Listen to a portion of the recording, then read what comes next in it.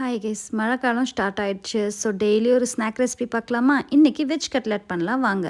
அதுக்கு நான் இன்றைக்கி 3 உருளைக்கிழங்கும் கொஞ்சமாக ஒரு கப் அளவுக்கு பச்சை பட்டாணியும் ஒன்றா சேர்த்து வேக வச்சுக்கிறேன்.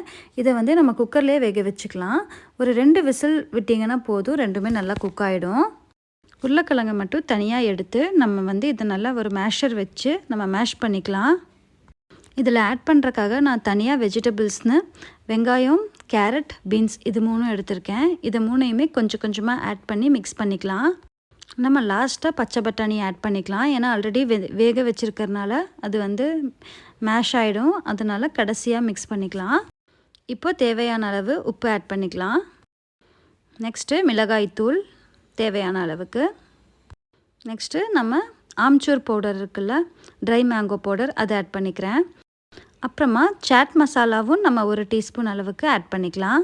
பெப்பர் ஒரு 1/2 டீஸ்பூன், கொத்தமல்லி தலையவும் சின்ன சின்ன பீசஸாக கட் பண்ணி ஆட் பண்ணிக்கலாம். நல்லா அரோமா கொடுக்கும் இது. நெக்ஸ்ட்டு கரம் மசாலா 1 டீஸ்பூன், இஞ்சி பூண்டு விழுது 1 டேபிள் ஸ்பூன், இதெல்லாம் போட்டு நல்லா கலந்து விட்டுடுங்க. இதெல்லாம் கலந்ததுக்கு அப்புறமா 1 டேபிள் ஸ்பூன் அளவுக்கு மைதாவோ கார்ன்ஃப்ளோரோ எடுத்துக்கோங்க. நான் மைதா தான் எடுத்திருக்கேன். இதையுமே இதோட நல்ல பைண்டிங்காக நம்ம வந்து ஆட் பண்ணி இதை கலந்து விட்டுடலாம். சூப்பராக நான் வந்து இந்த கட்லெட்டை ரெடி பண்ணியிருக்கேன். நெக்ஸ்ட்டு டிப் பண்ணுறக்காக 4 டேபிள் ஸ்பூன் மைதாவில் 1 டீஸ்பூன் உப்பு, 1 டீஸ்பூன் பெப்பர் போட்டு நல்லா நிறையா தண்ணி ஊற்றி வாட்டரியாக சொல்யூஷன் ரெடி பண்ணுங்கள். இப்போ கட்லெட்டை எப்படி நம்ம ஃப்ரை பண்ணுறதுக்கு முன்னாடி ரெடி பண்ணிடணும்னு பாருங்கள். இந்த மாதிரி பண்ணிவிட்டு நெக்ஸ்ட்டு அந்த தண்ணியை மாதிரி நம்ம டிப் பண்ணுறக்காக ரெடி பண்ண அந்த லிக்விடில் இதை வந்து நல்லா டிப் பண்ணிடுங்க. நெக்ஸ்ட்டு ப்ரெட் க்ரம்ஸில் இதை வந்து இந்த மாதிரி ப்ரெட் க்ரம்ஸ் ஃபுல்லாக இருக்கிற மாதிரி அதை வந்து நல்லா ரோல் பண்ணி எடுத்துக்கோங்க. நான் எல்லா கட்லெட் பீசஸையும் இந்த மாதிரி ப்ரெட் க்ரம்ஸில் டிப் பண்ணி ரோல் பண்ணி எடுத்துட்டேன்.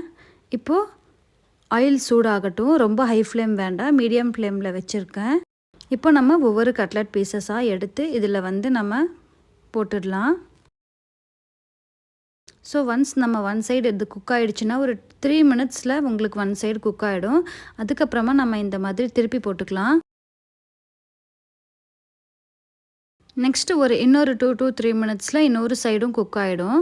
நம்ம வந்து இதை ரொட்டேட் பண்ணி போட்டோன்னா பாருங்கள், 2 சைடும் நல்லா கலர் சேஞ்ச் ஆகிருக்கு. ஸோ கட்லெட் வந்து நல்லா குக் ஆகிடும். ஹை ஃப்ளேமில் வச்சிங்களா வெளியே கருகிடும், உள்ளே வந்து குக் ஆகாமல் இருக்கும். ஸோ நம்ம வந்து மீடியம் ஃப்ளேமில் தான் வச்சு இதை குக் பண்ணணும். கட்லெட் 2 சைடுமே குக் ஆகிடுச்சு. So it's ready to be served. நம்ம இதை வந்து பிளேட்க்கு ட்ரான்ஸ்ஃபர் பண்ணிடலாம். ஸோ ரொம்பவே ஈஸியான ரெசிபி தான் இது. இது எப்படி இருக்குன்னு சொல்லிட்டு ட்ரை பண்ணிவிட்டு எனக்கு கமெண்ட் பண்ணுங்கள். மறக்காமல் உங்கள் ஃப்ரெண்ட்ஸ் அண்ட் ஃபேமிலி கூட ஷேர் பண்ணுங்கள். நம்ம சேனலை சப்ஸ்கிரைப் பண்ணுங்கள். Bye guys.